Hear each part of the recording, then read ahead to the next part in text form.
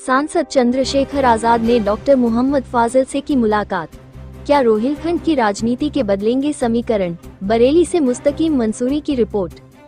Azad Samaj party के राष्ट्रीय अध्यक्ष और नगीना से सांसद चंद्रशेखर आजाद ने आज बरेली पहुंचकर समाज सेवी और आला हजरत सर्जिकल एंड ट्रॉमा सेंटर के डायरेक्टर डॉक्टर मोहम्मद फाजिल से मुलाकात की।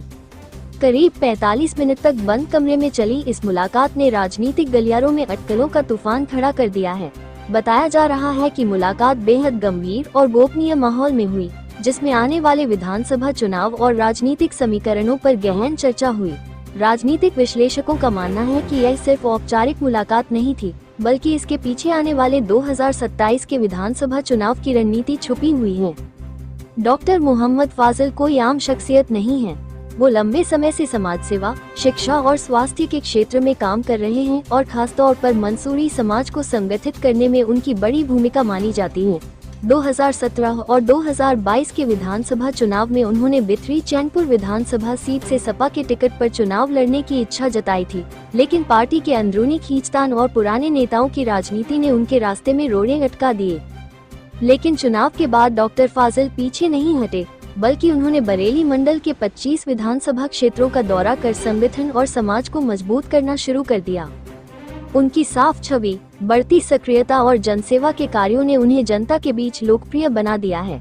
यही कारण है कि हाल ही में उत्तर प्रदेश सरकार में राज्य मंत्री दानिश आजाद अंसारी भी बरेली में उनसे मुलाकात कर चुके हैं। उस मुलाकात के बाद भी राजनीतिक चर्चाओं का बाजार गर्म हो गया था और अब चंद्रशेखर आजाद का उनसे मिलना विपक्ष की राजनीति को नई दिशा देता हुआ नजर आ रहा है। राजनीतिक सूत्रों की माने तो बसपा और कांग्रेस भी डॉक्टर फाजिल को अपने साथ जोड़ने की कोशिशें लंबे समय से कर रही हैं और अब आजाद समाज पार्टी की एंट्री ने ये साफ कर दिया है कि डॉक्टर फाजिल रोहिलखंड की राजनीति में किंगमेकर की भूमिका निभा सकते हैं। सपा के एक बड़े नेता ने नाम न छापने की शर्त पर हमारे संवाददाता से कहा, अगर डॉक्टर मोहम्मद फाजिल का सपा से मोहभंग हो गया और उन्होंने किसी अन्य दल का दामन थाम लिया तो न सिर्फ बरेली बल्कि पूरे मंडल में सपा को भारी नुकसान उठाना पड़ सकता है।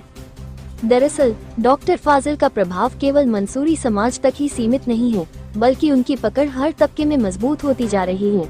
ऐसे में यह मुलाकात 2027 के विधानसभा चुनाव के लिहाज से बेहद अहम मानी जा रही है।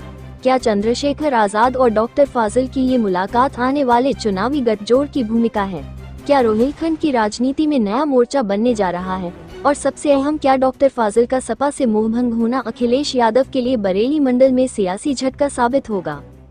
फिलहाल इस बंद कमरे की मीटिंग के बाद रोहिलखंड की राजनीति में नए समीकरण बनने की सुगबुगाहट तेज हो चुकी है।